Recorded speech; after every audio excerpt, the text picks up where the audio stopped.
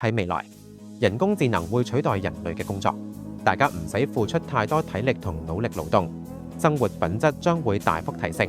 隨住 AI 技術唔斷發展，咁樣嘅場景已經有實現嘅可能。而家大多數工廠車間已經實現咗機械式自動化生產。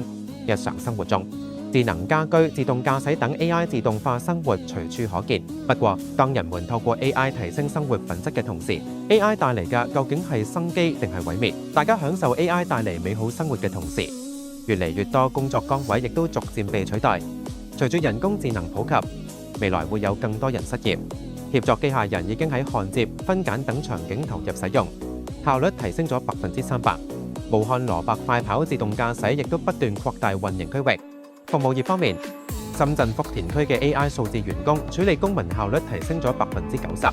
失業潮已經波及到體力同腦力勞動各個層面，人工智能正喺重塑就業市場，帶嚟新機遇嘅同時，亦都帶嚟崗位稀缺嘅挑戰。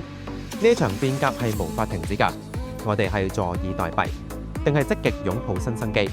雖然大家正面臨失業環境，但只要用啱方法，同樣可以突破困境。透過接不接時間交易平台，你可以幫人解決各種困難，用時間變現，亦都可以喺平台上揾到合適嘅人，幫手解決自身難題，助 AI 嘅正向影響，自由實現自我價值。只有作出正確選擇，先有可能改變現狀，喺呢場變革中獲得改變人生嘅機會。歡迎加入我哋。